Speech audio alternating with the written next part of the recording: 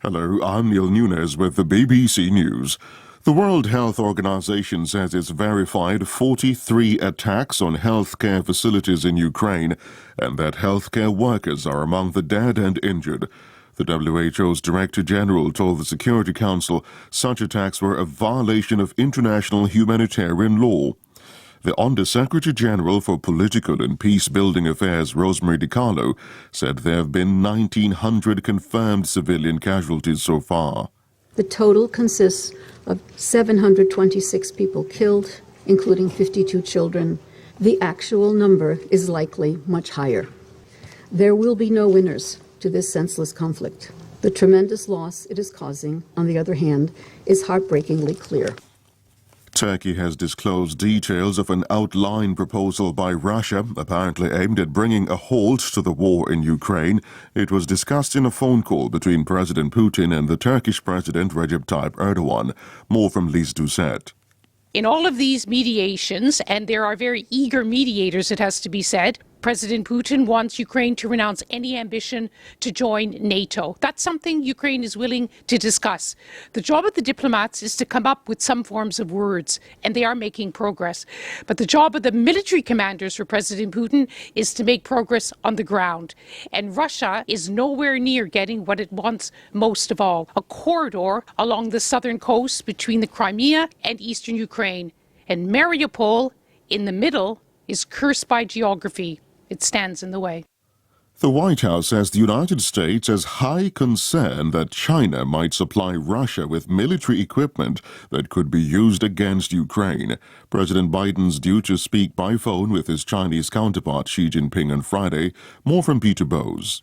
President Biden will be looking for both ideological reassurances from President Xi that he will not blindly support Russia. Remember, Mr. Biden described the war in Ukraine as a battle between democracy and autocracy, and there are no signs that the Chinese leader is coming down on the side of democracy.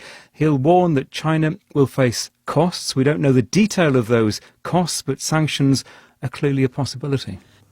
Officials in Ukraine say nearly 4,000 people were evacuated from cities through humanitarian corridors on Thursday.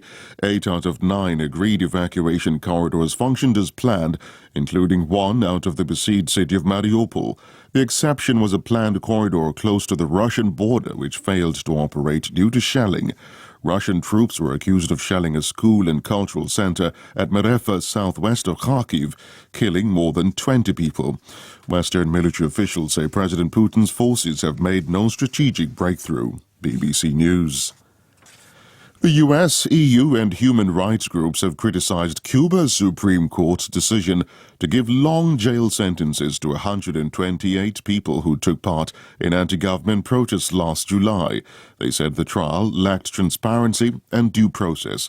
Relatives accused Cuba's communist government of handing out disproportionate sentences. Prosecutors said the protesters had carried out acts of vandalism as part of a US-backed plot to cause political unrest. The Constitutional Court in Peru has ordered the release on humanitarian grounds of the former president Alberto Fujimori, who is serving a long prison sentence for human rights violations. His lawyers have won an appeal to have a presidential pardon issued in 2019 reinstated. Our America's editor, Leonardo Ruscia, explains why Mr. Fujimori was jailed in the first place. He's a hugely divisive figure because what he managed in 10 years in which he was in power was to crush this left-wing, very violent movement, the Shining Path, and he managed to control hyperinflation. But he implemented a number of unpopular neoliberal or pro-business reforms. The rights of indigenous people were overlooked, and the human rights abuses, the political persecution of the opposition was awful in his time. He eventually fled, went to Japan, and was arrested on his return in Chile. A giant new moon rocket built by NASA is making its first slow journey from its assembly plant at the Kennedy Space Center in Florida to its launch pad. If it gets through a final round of tests, it'll send an uncrewed test capsule around the moon within a couple of months.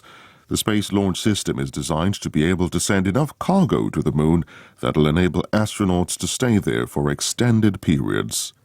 BBC World News.